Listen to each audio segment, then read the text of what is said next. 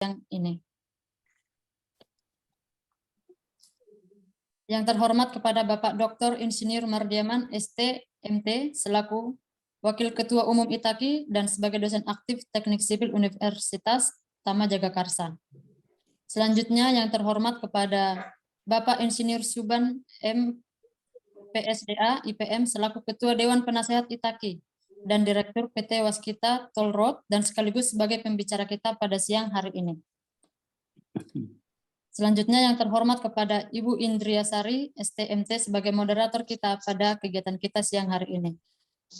Dan kepada yang terhormat kepada seluruh peserta atau Bapak Ibu yang sudah hadir dalam kegiatan kita pada sore hari ini dalam judul Implementasi Environmental Social Governance ESG dan Quality Health Safety and Environment QHSE integrasi bagi daya saing usaha.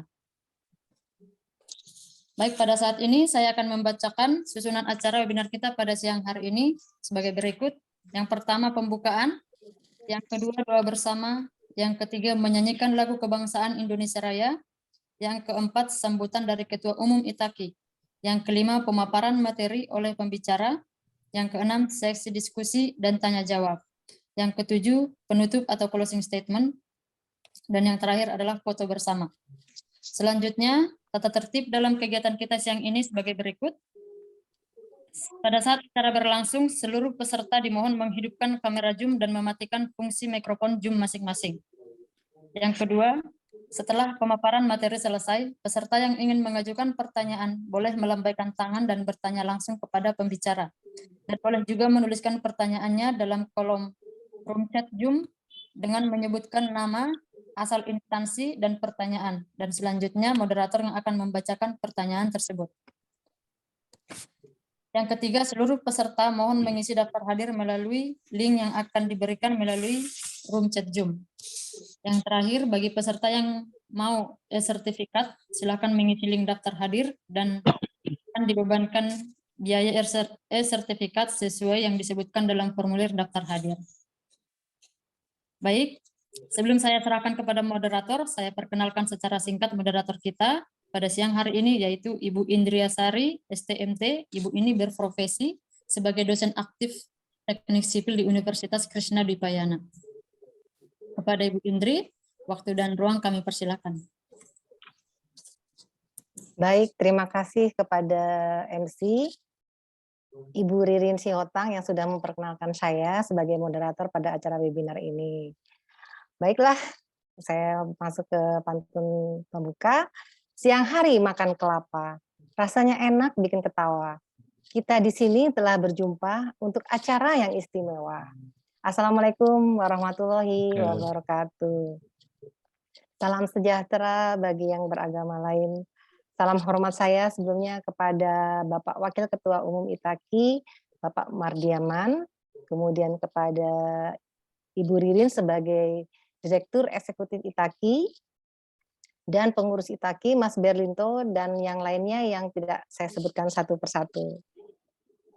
Selamat siang dan selamat datang saya ucapkan kepada narasumber, Bapak Subhan STMPSDA, kepada para peserta dan para undangan yang telah hadir pada acara webinar hari ini, hari Kamis tanggal 15 September 2022 dengan tema Implementasi Environmental Social Governance ESG dan Quality Health Safety and Environment QHSE. Integrasi bagi daya saing usaha yang diselenggarakan atas kerjasama antara ITAKI dan beberapa instansi dan institusi. Baik, sebelum acara kita mulai, mari kita berdoa menurut agama dan kepercayaan masing-masing agar webinar ini dapat berjalan dengan lancar sampai selesai. Berdoa dimulai.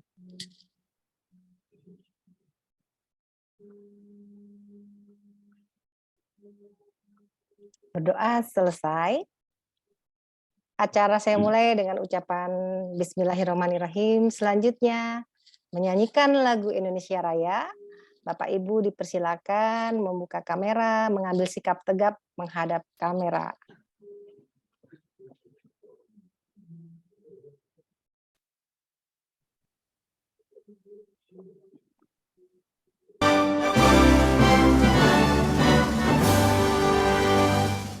Indonesia tanah airku, tanah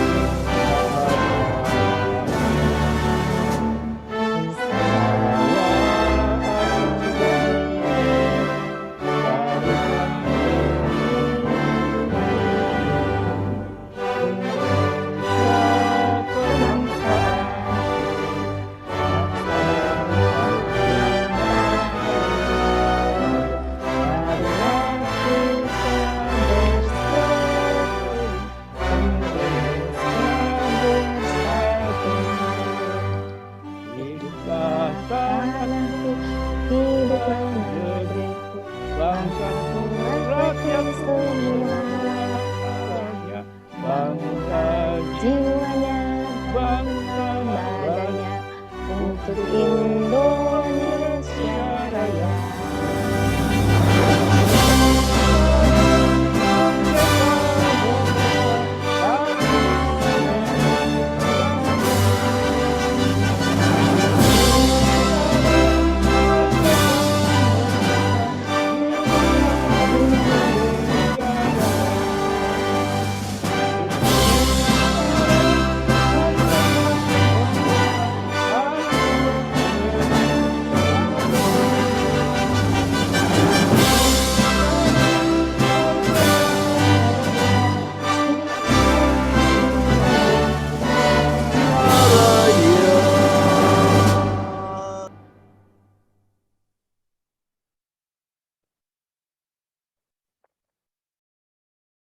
Baik, acara selanjutnya adalah sambutan dari Ketua Umum ITAKI, karena beliau berhalangan hadir, jadi diwakilkan oleh Bapak Dr. Insinyur Mardiaman STMT, selaku Wakil Ketua Umum ITAKI. Dipersilakan waktunya Bapak dan tempatnya.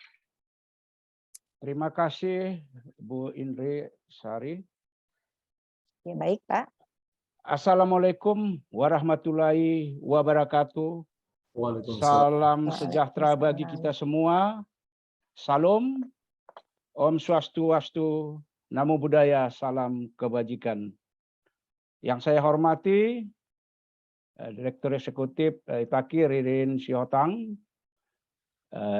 Berlinto, yang saya hormati Pak Suban sebagai Dewan Penasehat ITAKI, Ibu Indriasari sebagai pengurus ITAKI, dan yang saya kasihi rekan-rekan teman-teman sejawat semua yang ada di Profesi Jasa Konstruksi.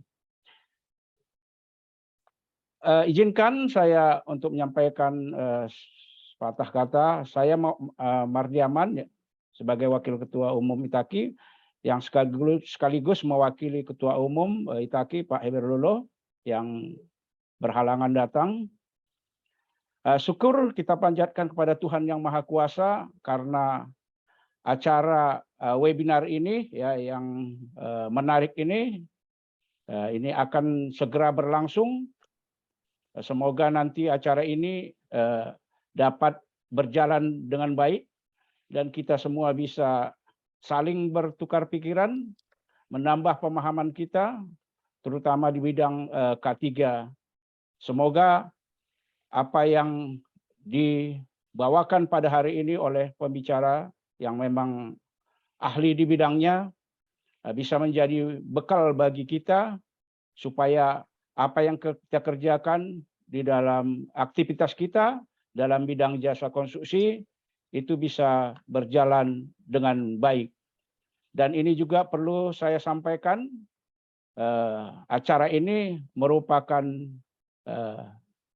sumbangsih untuk dunia jasa konstruksi sekaligus sebagai pembinaan kepada para ahli ataupun calon ahli konstruksi supaya benar-benar paham tentang K3.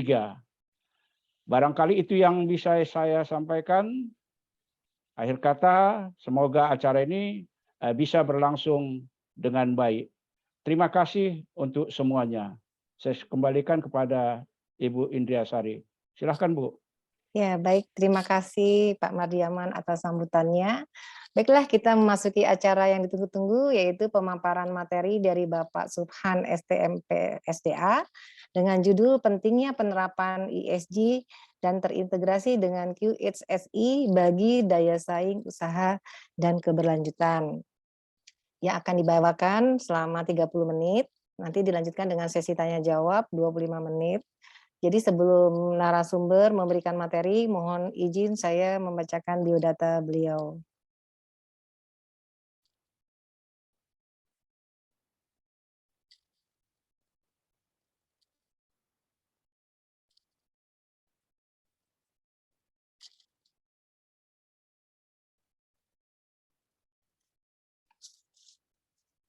Baik, Bapak Subhan STMP SDA ini adalah seorang yang luar biasa ya, kalau menurut saya luar biasa, istimewa. Beliau pekerja keras, beliau adalah orang yang antusias dan termotivasi dengan pengalaman kerja yang lebih dari 13 tahun, mengelola semua aspek kualitas dan HSSE di sektor industri konstruksi.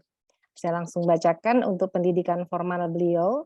Beliau adalah dari Sarjana Teknik Sipil Universitas Diponegoro.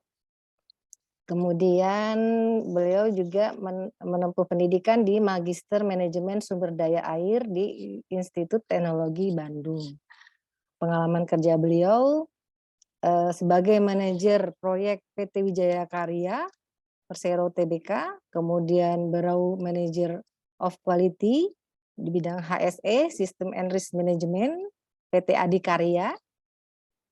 Kemudian selanjutnya pengalaman beliau pernah menjadi General Manager Quality HSE Risk Management and Management System di PT Brantas Abipraya, maaf.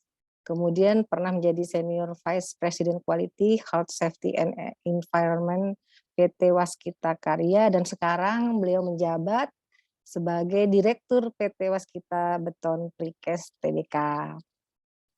Ini banyak sekali sertifikasi beliau. Beliau adalah sebagai ahli utama bendungan besar, K3 konstruksi, manajemen, dan ahli utama manajemen proyek. Beliau juga sebagai ahli media sistem manajemen mutu, sebagai ahli rekanan teknik terowongan, dan sebagai keselamatan dan kesehatan kerja. Kemudian pengalaman-pengalaman profesional beliau yaitu sebagai Ketua Komisi 5 Dewan K3 Nasional, kemudian sebagai tim standarisasi BSN Sertifikat QHSE, APD, APK, dan sebagainya. Kemudian beliau sebagai Wakil Ketua Umum Forum QHSE BUMN Konstruksi, kemudian sebagai tenaga ahli Kadin Jakarta Timur. Ini sebenarnya banyak sekali pengalaman beliau, jadi tidak saya bacakan semua. Baik, selanjutnya kepada Bapak Subhan, saya persilakan Pak untuk menyampaikan materinya. Baik, Bu Indri. Assalamualaikum warahmatullahi wabarakatuh. Waalaikumsalam Selamat warahmatullahi wabarakatuh. siang, selamat sore, salam sejahtera untuk kita semua. Om Swastiastu, Namo Buddhaya, salam kebajikan, salam. Yang sangat kami hormati tentunya moderator yang cantik ya, Bu Indri. Jadi saya manggilnya Mbak Indri ini karena tetap muda dan awet muda gitu ya. Kemudian yang Terima kasih, berikutnya Pak. tentu yang sangat saya hormati Pak Dr. Insinyur Mardiaman, senior-senior semuanya, rekan-rekan adik-adik mahasiswa dan Bapak Ibu sekalian tanpa kecuali, serta para pimpinan pengurus DPN Apkindo dan Itaki di mana saja berada. Pada kesempatan siang hari ini tentu saya bersyukur atas segala kesempatan dan opportunity-nya ya untuk bisa sharing di kegiatan ini. Insya Allah ini akan menjadi forum rutin yang berkembang di seluruh sektor ya, terutama sektor pengembangan SDM konstruksi di Indonesia. Dan ini akan menjadi trigger saya pikir kalau bisa Itaki dan kita semua bisa continue dan konsisten untuk menjalankan webinar ini akan menjadi manfaat dan faedah yang besar bagi bangsa dan negara dan bagi generasi penerus kita nantinya ya, terutama di sektor konstruksi. Pada kesempatan ini saya ingin melakukan sharing terkait dengan ESG dan integrasi GIC ya, tentunya bagi daya saing usaha. Kenapa demikian? Karena jangan sampai kita memahami ESG atau tidak tahu sama sekali atau memahami saja GHSC tanpa tahu outputnya gitu ya. Hanya menghindari kecelakaan kerja, penyakit akibat kerja dan sebagainya. Sesungguhnya itu adalah hal kecil yang ingin kita wujudkan, tapi sebenarnya ada hal besar yang hendak kita realisasi gitu loh dari implementasi ESG dan GHSC tersebut. Mari kita lanjut ke slide berikutnya. Nah, kenapa ESG ini sangat penting ya? Karena ESG ini adalah environment social governance. Sekarang menjadi salah satu syarat prakualifikasi pengajuan pendanaan investasi infrastruktur. Jadi Kementerian Keuangan, loan atau grant dari luar negeri gitu ya, atau dari JICA misalnya, atau dari IDB, dari IMF dan sebagainya, itu sudah sangat mandatori dipersyaratkan wajib lulus ESG assessment investing ya. Jadi kalau perusahaan mengajukan pendanaan investasi tanpa bisa meyakinkan lenders gitu atau pendana bahwa perusahaan atau organisasi tersebut komitmen dengan ESG, maka jangan berharap proposal bisnisnya akan dibaca gitu loh, apalagi diproses. Nah, nanti kami akan jelaskan berikutnya ya. Lalu integrasinya dengan GISC sudah sangat related karena apa? Karena environment itu hakikatnya kita bertanggung jawab terhadap tanggung jawab kita terhadap pengendalian dan pengelolaan lingkungan. Lalu sosial, pasti keselamatan publiknya kita jaga ya, safety public safety-nya kita jaga. Lalu kesehatan lingkungan juga kita jaga dan sebagainya. Lalu governance ya udah pasti governance itu adalah tata kelola organisasi atau perusahaan atau usaha yang sistematis dan sesuai dengan peraturan perundangan atau compliant. Jadi kalau 3 aspek ini oke, maka nanti siapapun pendana yang dimaksud akan yakin bahwa investasi uang yang dikeluarkan pada satu proyek akan berjalan dengan lancar proyeknya. Dan relatif akan bisa menghindari risiko legal dispute yang bisa saja terjadi gitu ya.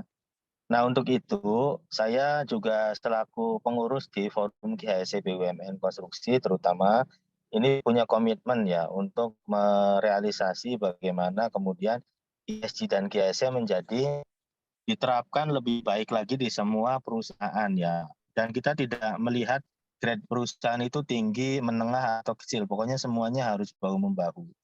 Dan kita punya target bagaimana forum GHSC ini bisa kolaborasi dengan semua stakeholder nih, terutama Apkindo, Itaki, dan sebagainya, mahasiswa perguruan tinggi untuk mensukseskan seluruh sektor konstruksi yang berkelanjutan ya. Tidak hanya safety saja, tapi aman, selamat, nyaman, dan sustain gitu ya. Kemudian yang kedua tentunya sama-sama kita suksesin IKN ya. IKN atau Ibu Kota Negara Baru yang ada di Kalimantan Timur.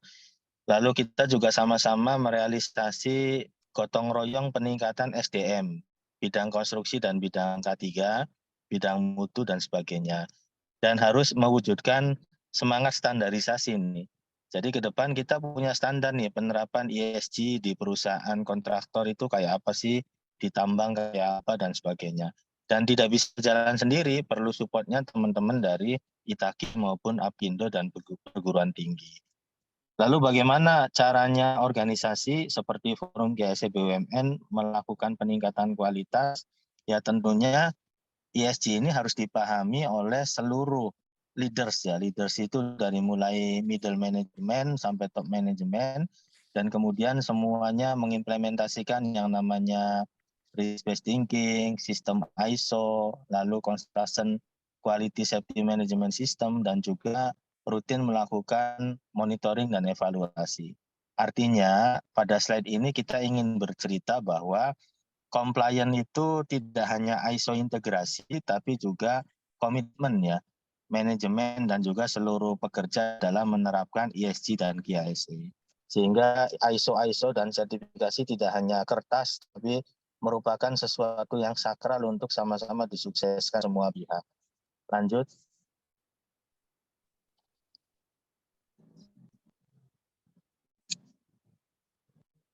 Ya, ini resume ya. 6 prinsip utama bagaimana company atau organisasi itu bisa unggul dan berdaya saing. Yang pertama, dia harus memperhatikan pelanggan, ya pasti. Pelanggan itu kalau kontraktor ya pengguna jasa ya, terutama owner, lalu stakeholder, vendor, dan pemangku kepentingan yang lain. Yang kedua, memuaskan dan memenuhi KPI kepada pemegang saham ya. Lalu regulator utama kita yaitu pemerintah.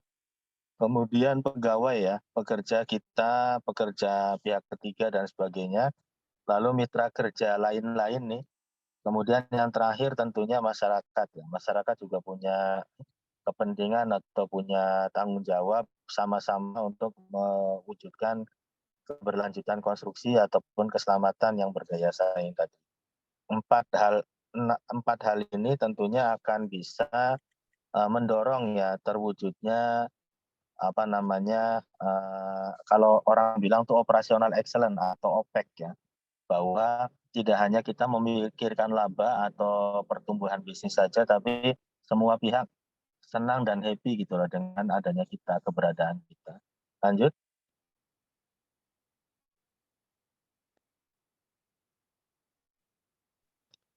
Ya, kemudian BUMN khususnya tentunya dan ASN ini pada umumnya gitu ya, sudah menerapkan satu core value ya, satu core value yang terintegrasi yang namanya akhlak.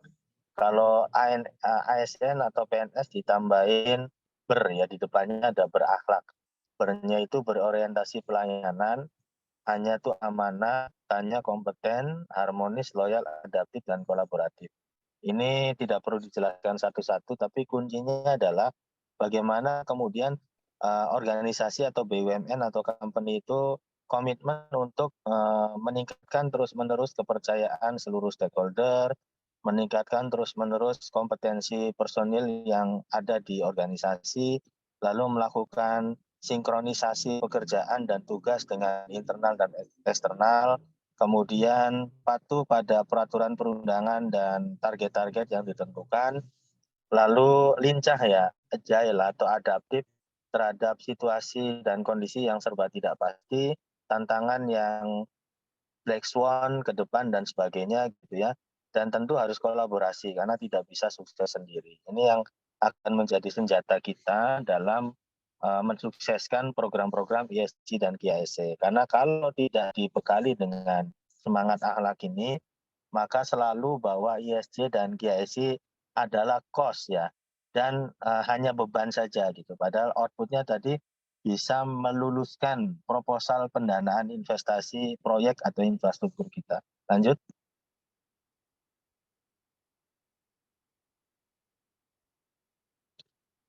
Ya, kemudian ini diagram resume yang menjelaskan bahwa kolaborasi antara ESG dan GISE sistem itu akan menjadi operasional excellent atau OPEC. Kalau udah OPEC ya pasti daya saing usaha meningkat. Kalau daya saing usaha meningkat, terwujud competitiveness ya. Kalau udah competitiveness berarti keberlanjutan usaha secara jangka panjang harusnya lebih terkendali gitu. Nah, apa aja yang harus diperhatikan? Yang pertama tentu SDM yang handal ya. Ada sistem pelatihan, talent mapping, talent development, lalu ada juga coaching, mentoring, dan counseling, ada rotasi mutasi, lalu yang terakhir ada pelatihan dan sertifikasi gitu ya. Nah, saya sering mengatakan nih ke tim saya di perusahaan gitu ya, bahwa syarat kompeten itu minimal 5 aspek Bu Indri. Yang pertama itu knowledge ya, yang kedua skill, yang ketiga attitude, yang keempat ability, yang kelima empowerment gitu ya. Jadi orang yang berilmu dan pintar saja itu baru memenuhi satu aspek kompetensi atau kompeten. Belum skill-nya. Skill itu ya cara komunikasi, cara meng-approach, cara menyelesaikan masalah, cara bergaul, membuat nyaman pada semua orang itu skill itu. Lalu attitude tuh ya kejujuran, loyalitas, kesantunan, kemudian comply terhadap peraturan perundangan gitu kan. Lalu yang keempat ability itu track record lah, rekam jejak ya. Orang kalau ditugasin dimanapun dengan siapapun timnya berhasil ya itu berarti dia sudah ability gitu kan. Di semua level yang dilakukan penugasan terhadapnya. Kemudian yang kelima empowerment. Empowerment tuh yang bisa menginspirasi, yang bisa menguatkan yang lemah dan menguatkan yang lebih kuat lagi gitu loh. Dan bisa membantu teman-temannya yang kerjanya tidak secepat dia gitu. Itu namanya empowerment. Jadi SDM handal tuh berbasis 5 item tadi. Kemudian ada sistem terintegrasi ya, ada SMK 3, ISO, sistem manajemen perusahaan, ya, lalu knowledge management, learning management dan sebagainya. Kemudian terdukungnya biaya dan standarisasi. Jadi kalau organisasi tidak mematenkan dukungannya, terutama pada biaya dan standarisasi, maka nanti bisa saja dukungannya jadi abu-abu gitu loh. Ya ngomongnya sih komitmen, tapi begitu butuh program ini yang berbiaya dan sebagainya akan menjadi sulit gitu. Kemudian yang keempat adalah komitmen ya, ini juga tidak kalah penting. Untuk mewujudkan suksesnya ESG dan DSC sebagai daya saing, maka komitmen dari para leader ya, dari semua departemen, semua divisi, semua level jabatan, itu menjadi penting gitu.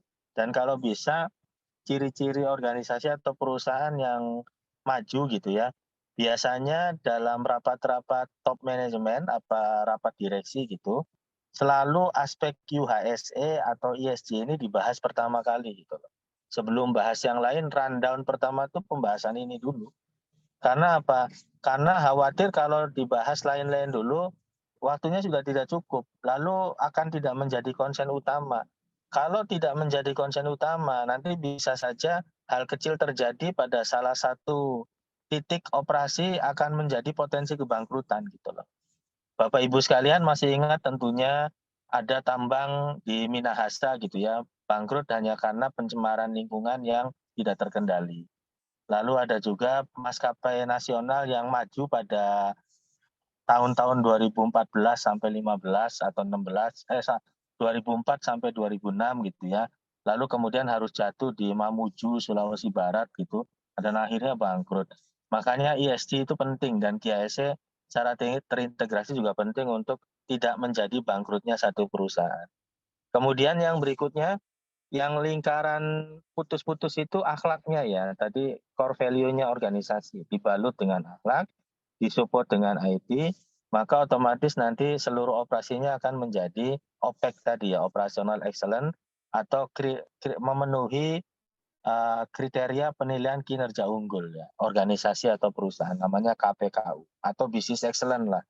Lanjut. Ini mohon maaf Pak Dr. Mardiaman, mungkin pembahasannya agak berat ya, karena ya memang harus dikasih pandangan dulu supaya mahasiswa semangat gitu loh. Kalau mahasiswa semangat kan nanti negara jadi maju gitu kan. Dan lain sebagainya. Siap. Ya agak berat ini memang Pak Mardiaman, tapi nggak apa-apa, secara bisnis kita harus sampaikan gitu ya. Bagaimana K3 itu dikaitkan dengan bisnis, tidak hanya masalah kecelakaan saja gitu. Oke, selanjutnya ini ESG implementation ya. Jadi ESG itu apa aja sih aspeknya? Pertama environment ya.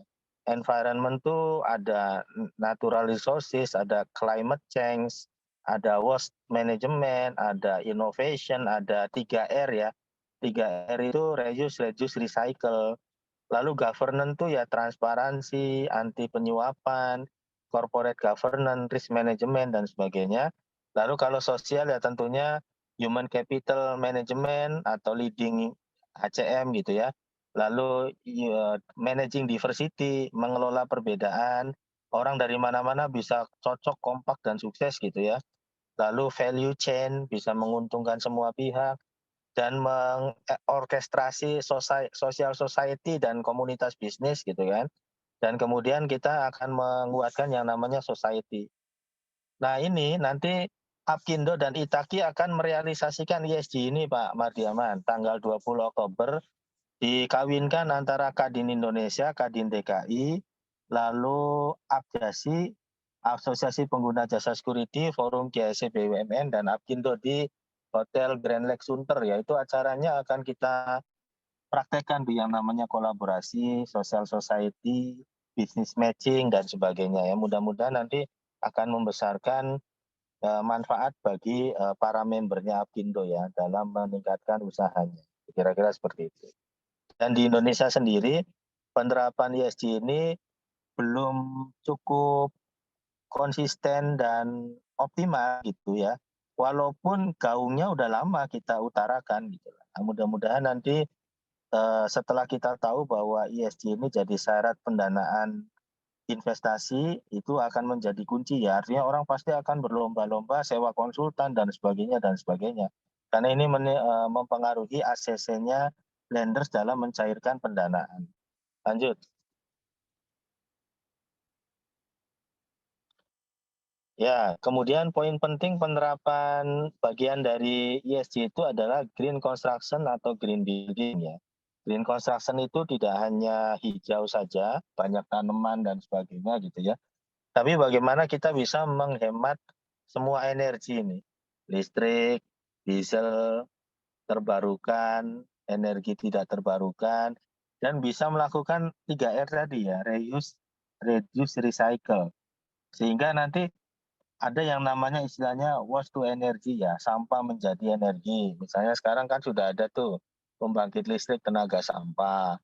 Lalu nanti listriknya proyek konstruksi tidak selalu dominan dari PLN, tapi sudah ada solar cell yang kita pasang di area-area sekitar konstruksi untuk bisa paling tidak membiayai penerangan sekitar gitu. Kemudian kantor proyek sudah dibuat hemat pencahayaan gitu sehingga kalau siang tidak perlu ada lampu-lampu dan sebagainya lah, termasuk kampanye yang aktif dan pasif di seluruh lokasi proyek ya tentunya ini juga penting. Ini butuh dua hal penting. Yang pertama adalah komitmen dari leaders dan juga partisipasi aktif dari seluruh stakeholder yang ada di satu kegiatan proyek maupun organisasi atau perusahaan. Lanjut. Ya, berikutnya ini cara sukses untuk menerapkan ESG atau bagian kecilnya adalah green construction, green building.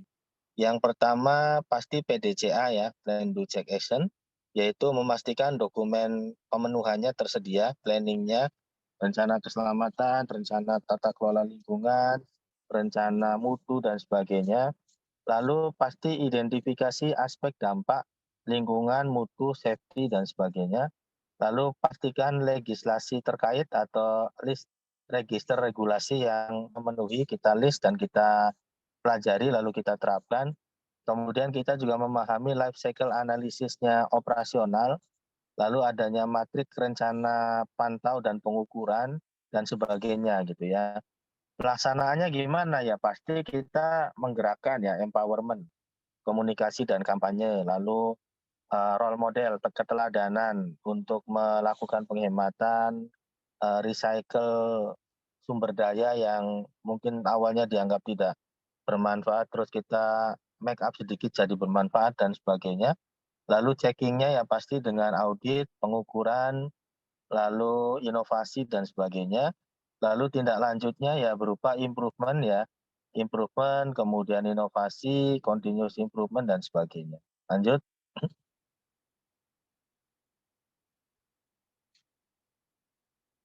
Ya, kemudian mind map toward leading environment ya. Jadi pasti setelah PDCA tadi sekarang apa saja yang harus diperhatikan ya. Kalau saya singkat ini PPTI ya. Pertama orangnya dulu, people. People itu ya SDM kita gitu kan. Kemudian proses itu apa aja yang kita mesti siapin. Ya tentunya mekanisme komunikasinya, lalu terminasi untuk pelatihan dan pengembangan, kemudian infrastruktur seperti sarana prasarana, kemudian awareness dan sebagainya gitu ya. Untuk teknologi ya pasti ada software ataupun apps yang kita kembangkan, lalu modifikasi pengukuran berupa emisi dan net zero dan sebagainya gitu ya. Dan termasuk digitalisasi terkait dengan audit internal dan asesmen ya. Lalu inovasinya ya tadi 3R, Green Construction, Green Building, ESG, dan Strategic Partnership ya. Baik itu dengan lembaga sosial ataupun lembaga kementerian dan lembaga terkait dan sebagainya. Lanjut. Jadi people dulu baru proses, kemudian didukung teknologi, lalu disempurnakan dengan inovasi. Hal-hal lain yang harus diperhatikan, yang pertama tentu manajemen proyek ya. Ada environment management system, ada procurement management system, dan sebagainya. Lalu risk management, ini juga perlu dipersiapkan dan diimplementasi. Lalu ada EBT, EBT itu energi baru dan terbarukan.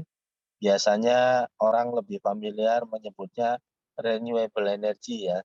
Lalu ada ekonomi lingkungan nih, bagaimana kemudian pengelolaan lingkungan atau ESG itu berdampak signifikan terhadap bisnis atau nilai ekonomi operasional perusahaan yang tadi saya katakan mempengaruhi pendanaan dan sebagainya. Kemudian adanya upaya-upaya meningkatkan barang sampah menjadi barang berguna gitu loh.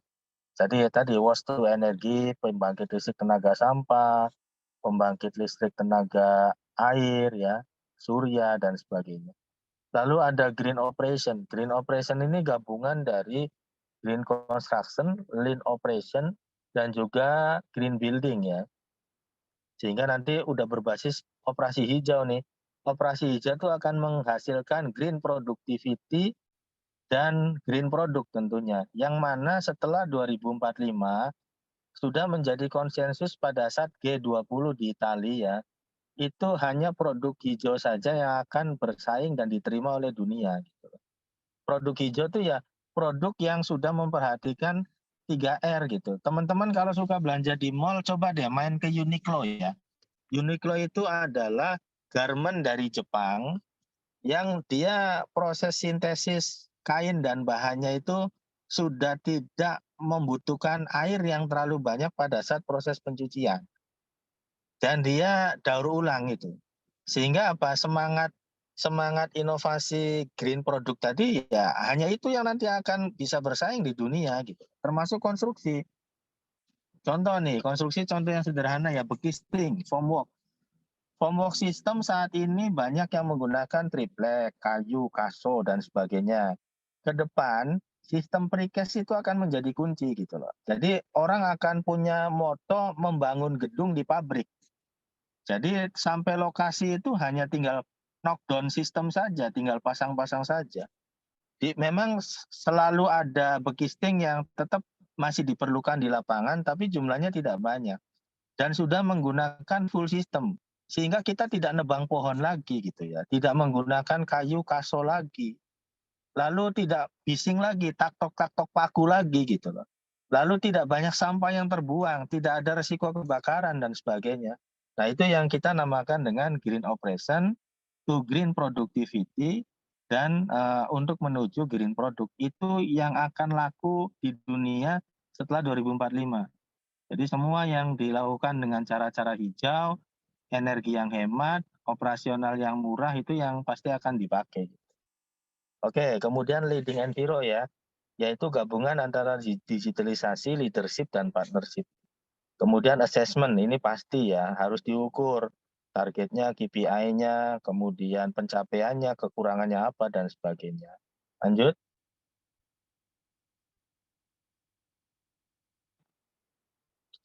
Nah, ini prinsip Itaki ya, ingat kompeten. Jadi harus selalu dicek keterampilan dan keahlian. Apa saja yang diperlukan dalam ESG dan GASC ya ini K3 lingkungan kerja, enviro risk expert, K3 kimia, ahli ISO lingkungan, expert ESG ya, auditor IMS, hijin, green building spesialis, green construction spesialis, lalu ada EBT expert, EBT itu energi baru dan terbarukan expert, lalu ahli sistem penyediaan air minum dan sebagainya. Ini penting nih untuk menjadi sasaran kita ke depan. Jadi kalau bisa Itaki selain menjadi ahli dalam mengelola pengembangan SKT dan SKA ke depan harus punya ciri khasnya. Pokoknya semua keahlian profesi yang berbasis ESG dan GIC hanya bisa dilakukan di Itaki gitu loh. Harus punya cita-cita ke sana. Supaya apa? Supaya eksklusivitas Itaki itu tidak dimiliki atau lebih terdepan dibanding asosiasi yang lain. Ya tentu ini perlu tugas dan kerjasama ya dari kita semua tentunya. Lanjut.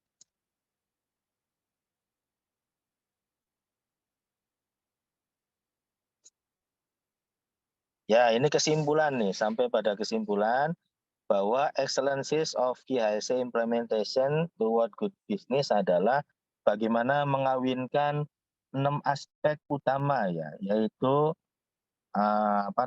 governance atau tata kelola yang baik dan comply, lalu risk implementation, lalu compliant, lalu ESG ya, environment, social and governance, dan juga hal-hal lain yang sifatnya inovatif ya, seperti kolaborasi dengan kementerian lembaga swadaya nasional dan regional, serta harus ada achievement ya, yang merupakan pengakuan eksternal terhadap organisasi. Tanpa achievement, kita mau ngomong ngalor ngidul dan sebagainya, rasanya jadi sampah gitu ya, kalau kita nggak ada pengakuan dari eksternal terutama dalam penerapan ESG maupun GIC.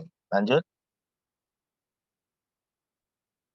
Nah ini contohnya waskita ya, udah dapat GHSC dunia, kemudian digital base concern dan sebagainya. Ini contoh visual implementasi CQSMS ya, Kontraktor Quality Safety Management System untuk prakualifikasi vendor yang akan bekerja di kita.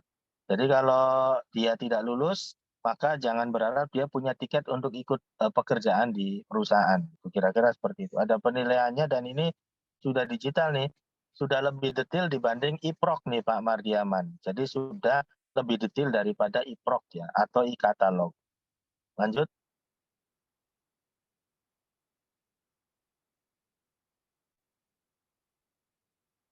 Kemudian ini karena kita pandemi ya, dan kita nggak tahu berakhirnya kapan, pasti penanganan pandemi COVID juga kita akselerasi dan kita monitor terus dengan digital nih. Ada yang namanya COSMIC. COSMIC itu COVID Safe Monitoring dan System Information Compliance. Jadi bagaimana kepaduan terhadap protokol kesehatan dan pandemi COVID. Lanjut.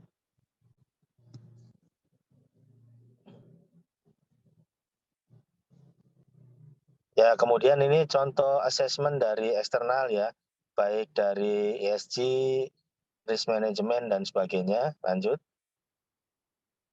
Karena yang lagi-lagi ini pengakuan eksternal nih, bagaimana organisasi atau perusahaan diakui oleh orang lain atas implementasinya gitu. Kemudian semua penjelasan ini sudah saya tulis di buku nih Pak Mardiaman dan Bu Indri ya, di buku Ekonomi GHSE. Nanti setelah ini saya share ke Mas Berlinto ya, silakan dipublish di semua gratis Mas. Free ya, artinya kita berbagi tulisan, berbagi sharing untuk kebaikan dan kemanfaatan.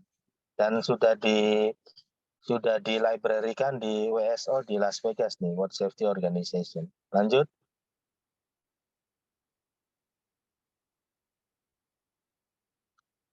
Ya, ini kira-kira isi buku tadi ya, bagaimana cerita ESG, komitmen GIC, integrasi SMK 3-nya Kemnaker dengan SMKK-nya PUPR, dan lain sebagainya. Jadi di sini tidak ada pertentangan, yang ada kolaborasi. Masalah masih belum harmonisasi, yaitu tugas Itaki, tugas Apindo, dan sebagainya. Lanjut.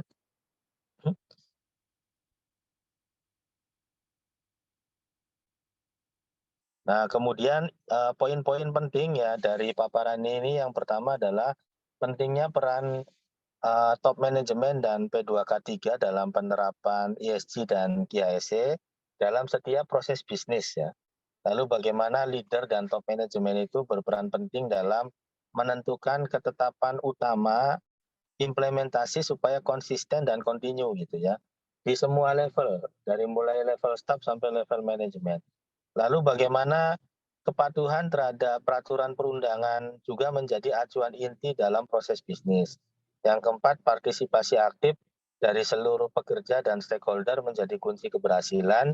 Yang kelima, biayanya harus distandarisasi dan di-SK-kan nih oleh perusahaan ya, supaya tidak menjadi simpang siur dan cenderung dicoret duluan kalau pengajuan-pengajuan, karena dianggap tidak penting, membebani dan sebagainya. Padahal efeknya tadi bisa kebangkrutan gitu.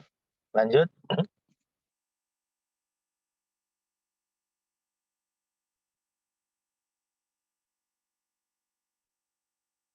Selanjutnya Mbak Ririn. Ya, yang terakhir mungkin integrasi antara quality dan safety ya. Mutu itu mempengaruhi keselamatan dan keselamatan mempengaruhi mutu. Tidak ada satu proses mutu yang baik menghasilkan safety yang baik dan sebaliknya.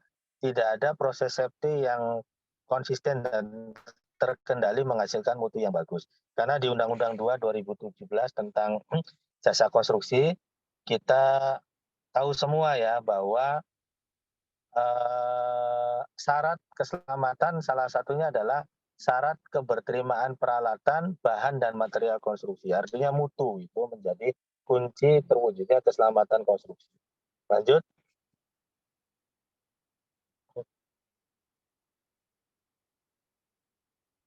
Nah, ini kira-kira bukunya ya, dan sudah pernah kita bedah di tingkat kementerian, lintas kementerian ya, ada perhubungan, ESDM, Kemnaker, PUPR, dan asosiasi profesi. Sehingga mudah-mudahan bisa dipakai di semua sektor. Lanjut. Jadi di buku ini intinya kita tidak cerita masalah kecelakaan kerja nih. Itu udah dari zaman nenek moyang udah terjadi. Sekarang kita lihat opportunity dari melakukan KISC gitu ya, seperti apa secara bisnis. Nah, ini banyak pakar juga yang mengatakan ya, good safety atau ESG is good business. Ada grafiknya di belakang. Jadi semakin besar orang berkomitmen terhadap ESG, perusahaannya pasti semakin berkelas dunia gitu lah. Dan resiko kebangkrutan semakin kecil. Serta reputasi atau kepercayaan pasar, terutama stakeholder internasional akan semakin meningkat. Sehingga kita mau ngajuin apa aja lebih dipercaya dibanding tidak menerapkan ESG ini. Oke, mungkin dari saya itu Bu Indri yang bisa disampaikan. Terima kasih atas waktu dan kesempatannya, Bapak Ibu sekalian. Mohon maaf bila ada hal-hal yang kurang berkenan. Selanjutnya kita diskusi. Saya akhiri akhirul kalam. Wassalamualaikum warahmatullahi wabarakatuh. Waalaikumsalam warahmatullahi wabarakatuh. Terima kasih Bapak atas materi yang sangat luar biasa. Memang ini materinya itu mungkin kalau buat mahasiswa materi tambahan yang tidak diajarkan di kampus, Pak. Baik, mungkin kalau saya lihat di sini kayaknya belum ada yang nanya ya. Mungkin ada yang bisa bertanya langsung, dipersilahkan. Kalau ada yang mau bertanya langsung.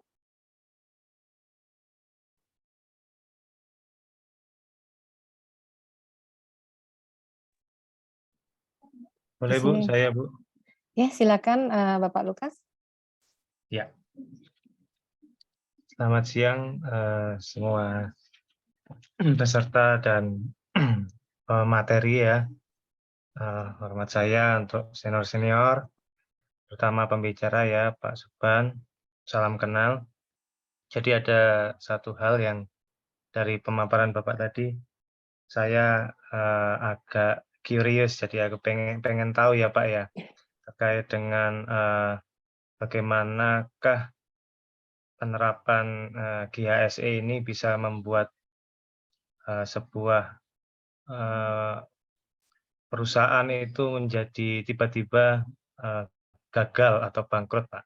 Jadi mungkin bisa dipaparkan sedikit alurnya bagaimana misalkan pada saat pesawat tersebut jatuh, lalu apakah yang terjadi sehingga perusahaan itu akhirnya menjadi bangkrut. Lalu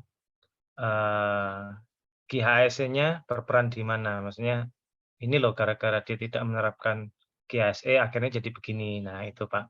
Jadi kita pengen tahu sebenarnya Pak, di sebelah mana dia GISE berperan di area tersebut. Mungkin itu saja Pak, yang lainnya saya mungkin nanti belajar lagi dari materinya. Terima kasih atas kesempatannya. Ya, baik. Terima kasih Pak Lukas. Ya, persilakan Pak Subhan untuk menjawab. Ya, makasih Pak Lukas. Mungkin izin menjawab. Yang pertama, untuk mengurangi resiko kebangkrutan, ini kan saya contohin hanya 2 ya, yaitu perusahaan tambang di Minahasa yang mencemari lingkungan terus bangkrut, hampir sekarang sudah nggak ada gitu kan. Lalu yang kedua yang maskapai nasional jatuh gitu ya.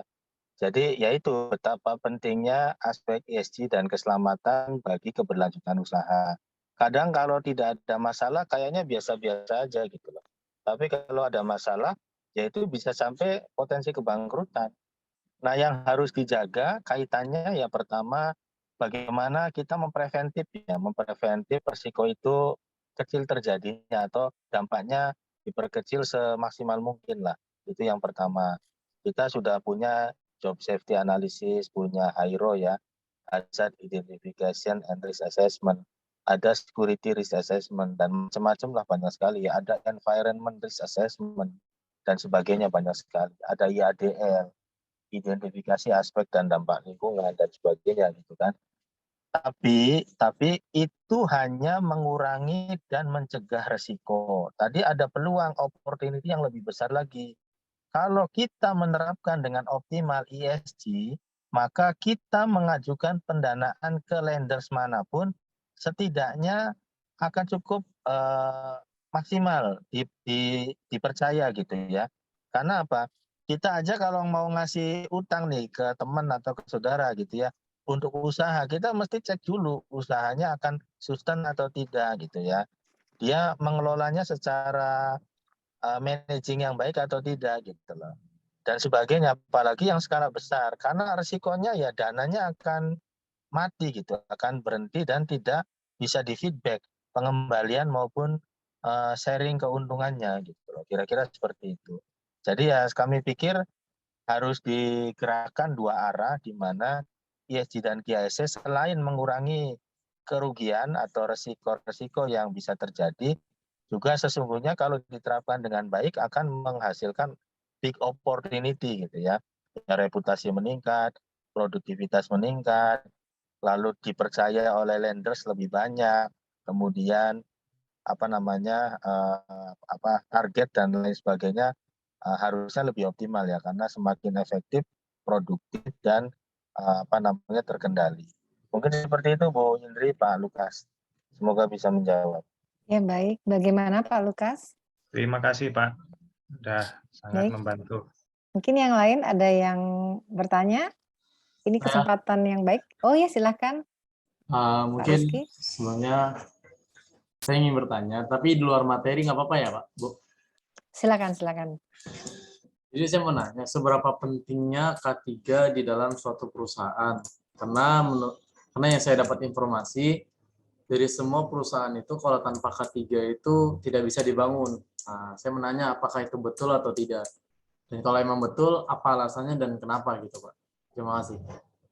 Ya, silakan Pak Subhan. Ya, makasih Mas Rizky ya. Jadi K3 ini bukan tidak bisa dibangun ya, tapi membangunnya itu gampang-gampang susah. Nah, kenapa nggak bisa dibangun? Kenapa gampang-gampang susah? Ya karena mindset K3 sebagai cost dan beban itu masih terus ada gitu loh faktanya. Dan relatif kita melakukan K3 itu menghambat produksi secara fakta gitu ya. Tapi sebenarnya kalau kita dalami lebih deep lagi gitu ya, deep dive lagi, mestinya sih dengan kita menerapkan K3 itu adalah realisasi investasi kita jangka panjang gitu. Kalau kita sudah menerapkan investasi ini sejak dari awal, mestinya sampai seterusnya operasional akan terjaga gitu. Nah, kalau udah terjaga kan otomatis biaya investasi yang dikeluarkan di awal tadi akan terbayar dengan adanya produktivitas yang meningkat, ya kan? biaya resiko kecelakaan yang di saving biayanya, cost savingnya, kemudian reputasi dari klien, dari perbankan dan sebagainya gitu loh. Karena jangan salah loh, kalau ada kecelakaan satu aja di pabrik misalnya, pabriknya ini katakanlah dapat pendanaannya dari perbankan. Nah, perbankan, jangankan perbankan itu, perbankan yang lainnya pun jadi tidak berani gitu loh, memberikan loan ataupun pinjaman untuk operasinya. Jadi saya pikir bukan tidak bisa dibangun ya, bisa dibangun asal syarat-syarat tadi yang saya sebutkan di grafik ya, ada komitmen bersama, keteladanan, kedisiplinan, lalu konsistensi dan kompak gitu. Yang penting itu kuncinya 5K. Kalau itu nggak dilakukan, ya pasti kemudian seolah-olah sulit dibangun gitu. Nah kalau udah begitu ya tinggal tunggu bom waktunya aja. Artinya apa? Perusahaan yang tidak menerapkan K3 itu terus dia berhasil terus itu sesungguhnya hoki gitu loh. Tapi tidak automatically bahwa hari berikutnya atau bulan berikutnya pasti hoki karena tidak ada manajemen yang masif untuk mengendalikan resikonya. Mungkin seperti itu, Bu. Ya, baik, terima kasih Pak Subhan. Baik, bagi yang peserta yang lain, dipersilakan kalau ada yang mau bertanya. Masih banyak waktunya ini. Masih ada yang bertanya kah?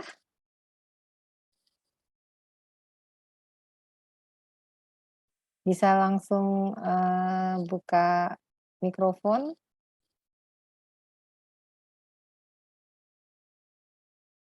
Bagaimana nih? Ada 27 orang ini. Tidak ada yang bertanya lagi kah? Bu Indresari. Iya, baik. Pak Mardi. Bisa sedikit ya untuk diskusi ya. Kebetulan di sini saya lihat banyak juga mahasiswa ini kayaknya cocoknya ke apa ya orang. Izin Pak Suban ya, manajemen konstruksi supaya membuka cakrawala ya. Tadi kalau saya Pak Suban saya baca itu tadi apa good safety is good business ya.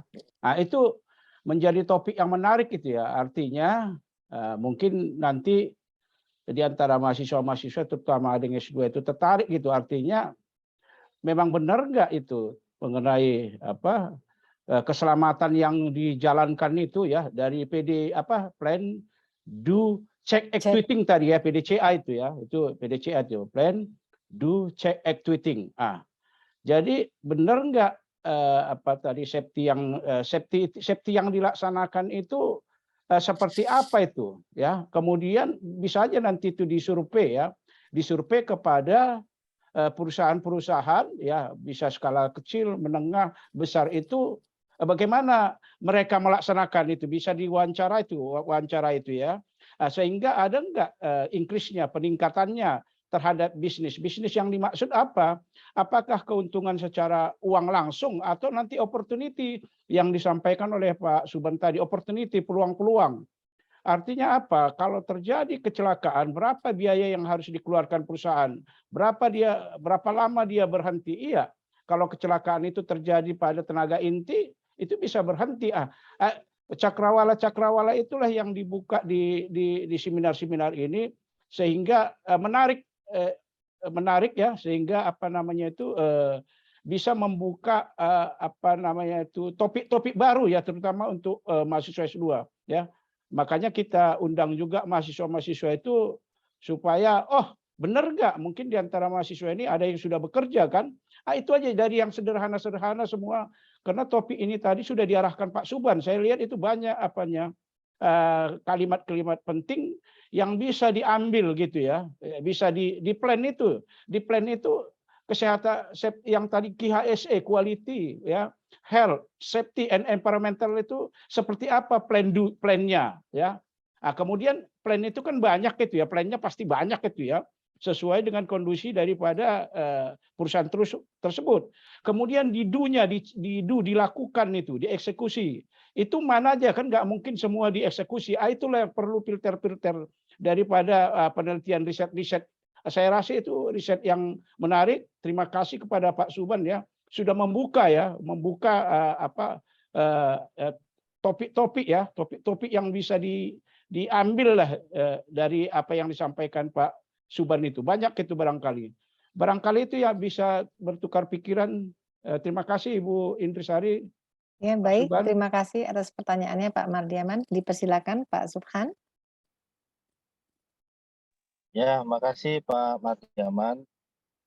Luar biasa ya analisisnya beliau. Jadi memang betul kita menjelaskan ini kulit luarnya sebenarnya, karena kalau terlalu ke dalam nanti khawatir waktunya nggak cukup dan kontraproduktif ya. Tapi nanti biar didetilkan oleh tesis atau tugas akhirnya mahasiswa aja, supaya enak gitu produk bimbingannya Pak Mardiaman dipakai seluruh BUMN karya, kan keren banget gitu kan.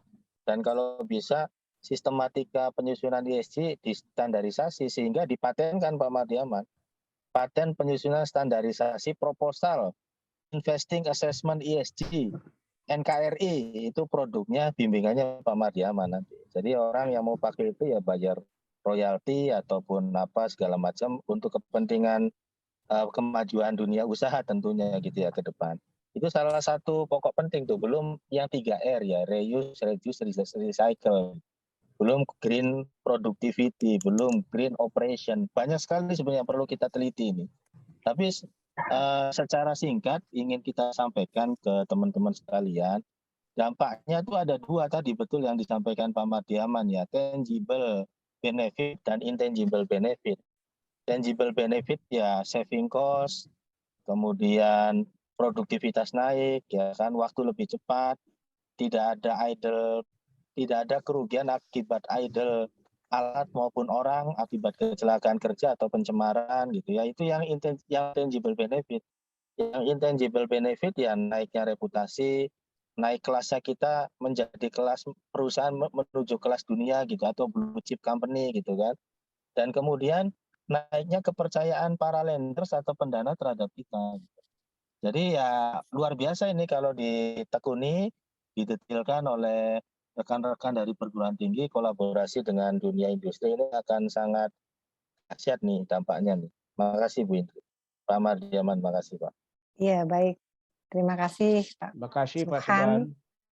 Baik, mungkin peserta yang lain ada yang mau bertanya lagi? Dipersilakan, bisa langsung. Selamat sore Bu, izin Bu, mau tanya Pak Subhan. Oh, Pak Heri. dipersilakan Pak Ya. Heribertus. Ya, Ya, silakan terima Pak, kasih Pak langsung Pak. Mardiaman. Saya Ya. mahasiswa SP-nya Pak Mardiaman Bu. Oh Saat ya, ini. baik Pak. Ya. Pak Subhan, ini kan Bapak kan berkaitan dengan yang KHSE ya Pak ya. Yang itu kan pada kejadian yang ambruknya penerbangan yang bangkrut, dan itu yang dicontohkan Bapak tadi lah. Ini kan sepengetahuan saya dulu di tol Becak Kayu itu Pak ya, pas kita juga terjadi accident Pak ya. Nah, bagaimana menyikapi dari, mohon maaf ya Pak Subhan, pas kita setelah kejadian itu Pak, apakah ada suatu tindakan atau garis untuk biar kecelakaan itu nggak terulang itu Pak? Kadang kayaknya berapa kali dari proyek waskita Pak ya jalan ada kecelakaan Pak ya. Terima kasih Pak. Ya, makasih. Itu Pak Heribertus. Jadi karena kita tahu pentingnya menjaga keselamatan itu bagian dari menjaga keberlangsungan usaha dan menghindari risiko kebangkrutan gitu ya. Pada waktu itu mungkin 70% kecelakaan konstruksi itu terjadinya di waskita. Dan kebetulan saya pada saat itu masih bertugas di luar waskita ya.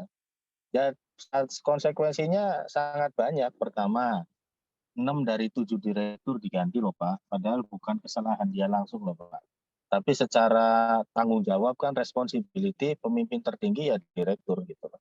6 dari 7 loh Pak, berarti kan 90% direksi, walaupun pada saat itu labanya waskita terbesar seluruh BUMN karya ya 2017-18, bahkan Paretonya BUMN karya aja belum bisa mengungguli labanya waskita, tapi diganti juga gitu loh, 90% direksinya diganti karena masalah kecelakaan kerja. Yang kedua, moratorium proyek tol elevated, dampaknya bagi karya yang lain juga. Jadi karena moratorium kan otomatis selama 2 atau 3 minggu pada waktu itu karya-karya juga berhenti total semua untuk evaluasi. untuk audit silang dan sebagainya gitu. Terus yang ketiga ya dampaknya ya tentu kepercayaan kepada Kementerian BUMN, pemerintah. Bahkan pada saat itu ada isu kan mau Pilpres itu ya 2017-18 ya. Jadi ada indikasi sabotase ke pemerintah juga gitu sampai kita itu pada waktu itu dipanggil 3 huruf yang di Kalibata itu loh Pak. Ya Pak ya kan 3 huruf kan ada 2 ya Pak di Kuningan dan Kalibata gitu. Dan sebagainya gitu loh Pak. Itu luar biasa dampak dan konsekuensinya sampai seperti itu gitu. Nah, itu yang intangible Pak. Yang tangible nih saya mau cerita ya. Sahamnya Waskita pada waktu itu dengan berapa miliar lembar saham rugi turun 50 perak aja dalam waktu 1 jam itu berapa triliun yang losses Pak. Gitu loh Pak. Nilai saham. Jadi ya itulah makanya pentingnya KIS itu tidak sekedar kecelakaan kerja tapi bisa mendorong ke risiko kebangkrutan dan kerugian yang luar biasa gitu loh Pak. Mungkin itu ya Pak Heri Firdaus. Makasih Pak. Oh iya Pak, sama. Makasih Pak. Ya. Iya, baik. Mungkin ada lagi pertanyaan yang lain? Silahkan. Bagaimana yang lain?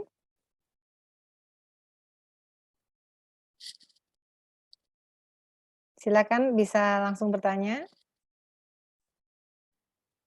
Saya mau bertanya boleh? Boleh, Mas Rizky, silakan. Jadi kan saya juga kan awam ya tentang K3 ini. Saya ingin bertanya tentang, tadi saya baca itu tentang QHS Management System. Di situ saya ada baca ISO 9001, ISO 14001, ISO 45001, dan ISO 1965, dan terakhir ISO 31000. Nah, maksud saya itu tentang apa aja ya, Bu, kalau boleh tahu? Ya, silakan Pak Subhan, bisa langsung dijawab.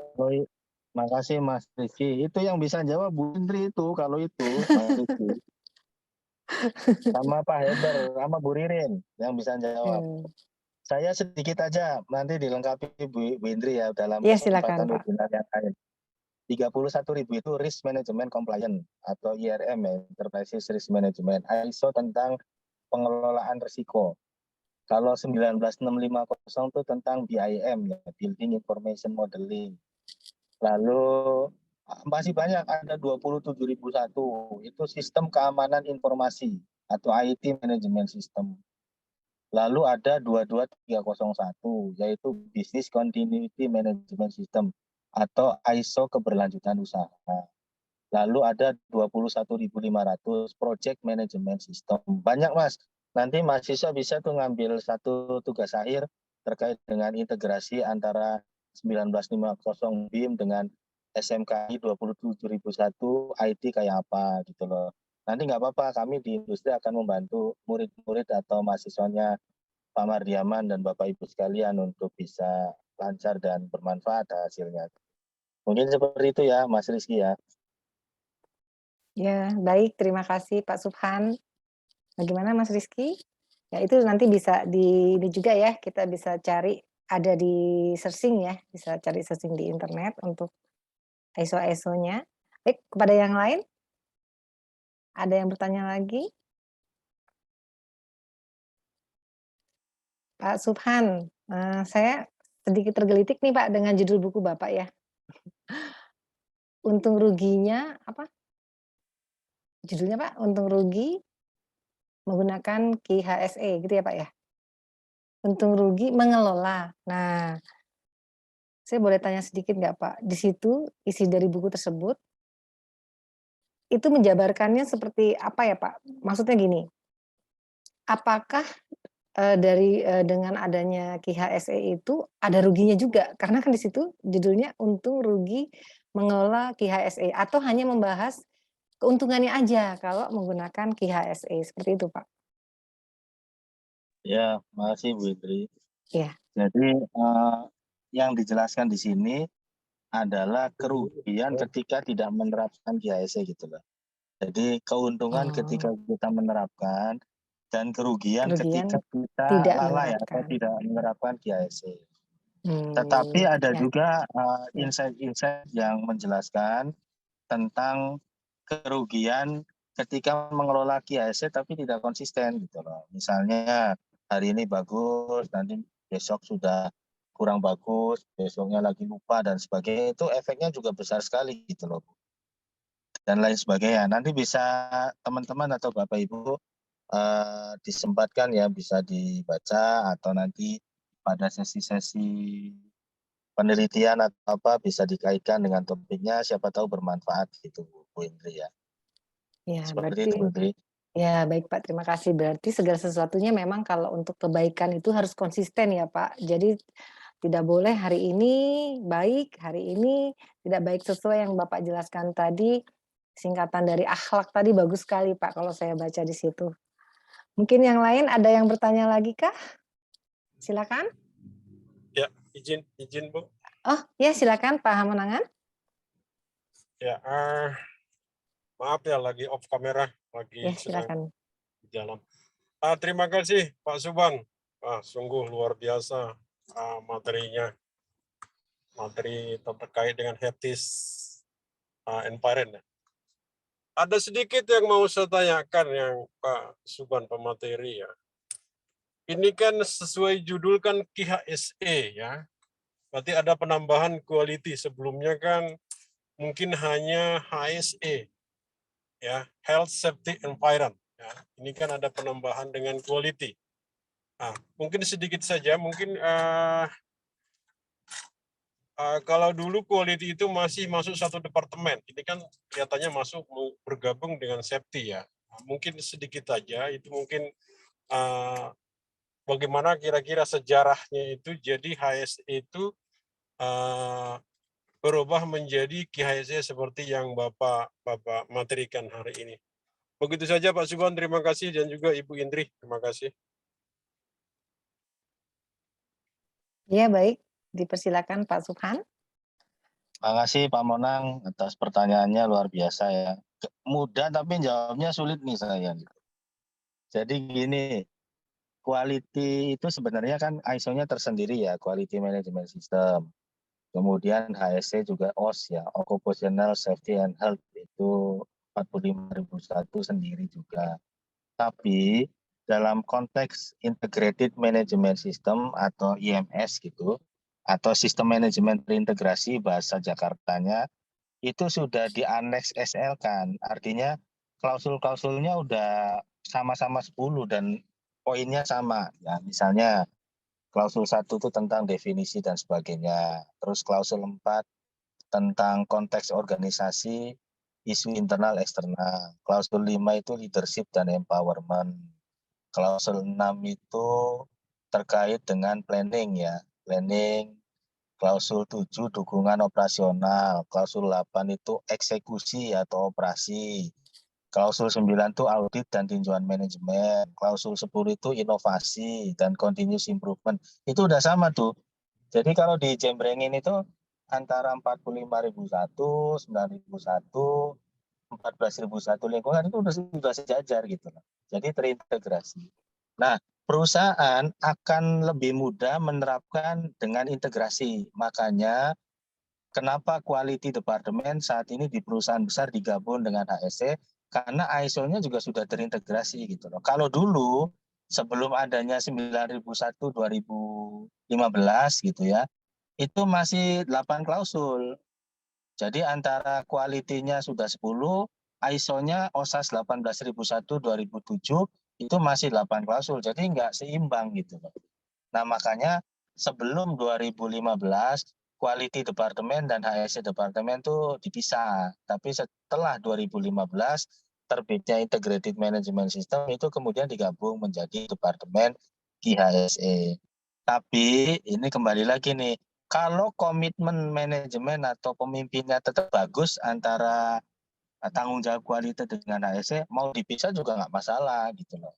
Masih banyak perusahaan-perusahaan kelas dunia yang quality departemennya tersendiri, HSC departemennya tersendiri. Yang penting mereka memahaminya sebagai salah satu independensi atau fokus pada aspek-aspek tersebut gitu loh. Seperti itu Pak Monang. Makasih Pak Monang. Terima kasih banyak Pak Subhan. Ya, terima kasih Pak Subhan, Pak Monang. Masih ada lagi kah yang ingin bertanya? Mbak Ririn, bertanya Mbak Ririn, Direktur Eksekutif. Ngikutin aja. Ini Itaki kalau nggak ada Mbak Ririn, kurang lancar nih ya Pak Mardiaman ya, luar biasa ini Mbak Ririn. Kalau rapat kadin yang marahin saya nih Mbak Ririn nih, Mas Subhan, rapat kadin, nah, itu udah doyan ya nih. Makasih Mbak Ririn.